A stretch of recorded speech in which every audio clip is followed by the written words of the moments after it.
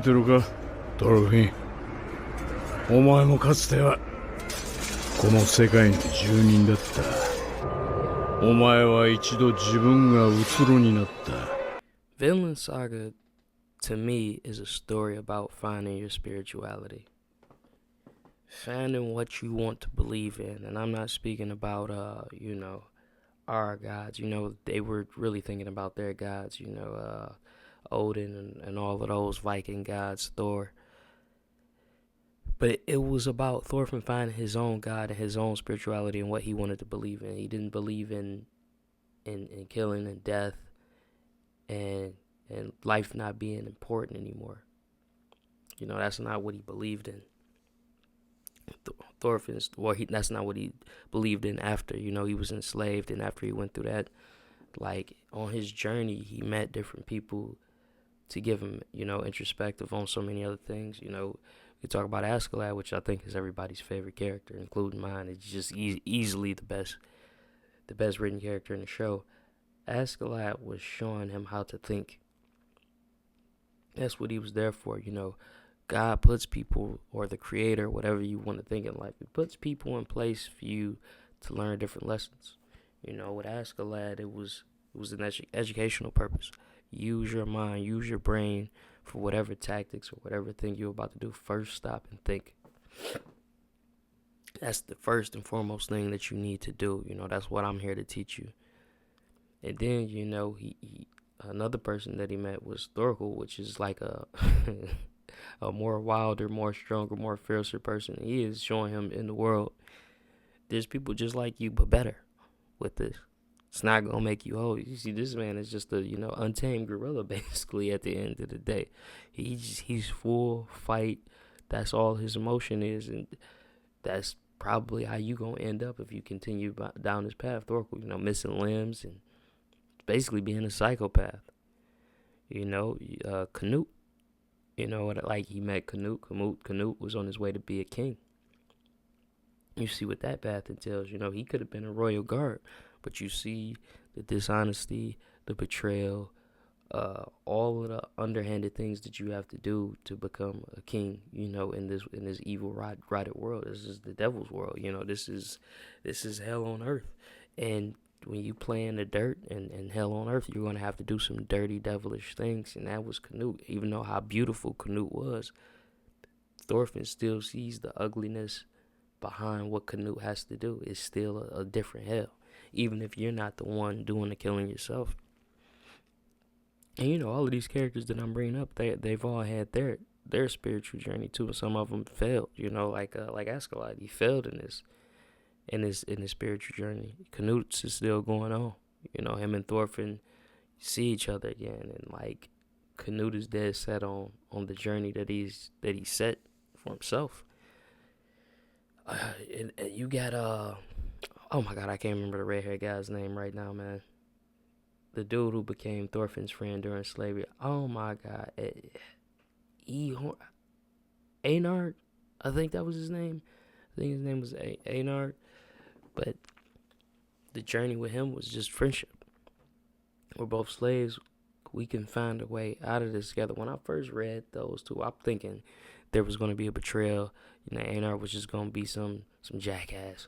He wasn't going to be in a poor guy.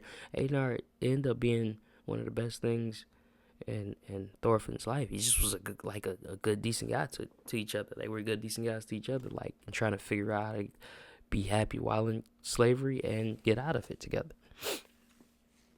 And along that path, Thorfinn found a smile in himself, man, and a light through the journey with that friend of his, and that started his path to a new way to see the world, which is spirituality. He ended up seeing Askeladd in hell. Basically like our kind of hell. Because they believed in Valhalla. The better kind of warrior you were. You were going to go to Valhalla and drink with the table, amongst other warriors, and get to fight in glorious battle. But it wasn't so glorious. It was like the hell that Christianity describes, when Thorfinn gets there. And that's what he's seen. That helps him see a different light. And he's able to go on a spiritual journey, and he wants to find better country where there's no violence basically and no war, and he becomes a pacifist, you know, and he sees other religions, you know, in his journey. He sees how other people, he finds more violent people, and it's just a continuation of a spiritual struggle. That's what life is. And that's what I think Vinland Saga is trying to teach you. Like, you have to stay vigilant. You have to stay strong in your spirituality and your beliefs, and you have to keep the right people around you to help you keep your thoughts strengthened. You know what I mean? Otherwise, it's going to be easy to go back into those old ways of just being violent and corrupt and evil yourself.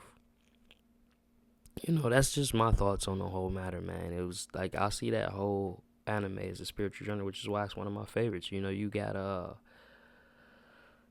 the Vagabond, Vinland Saga, and Berserk, I believe, are the three that came out around the same time with each other. They are just classics, and with me, this represents spirituality.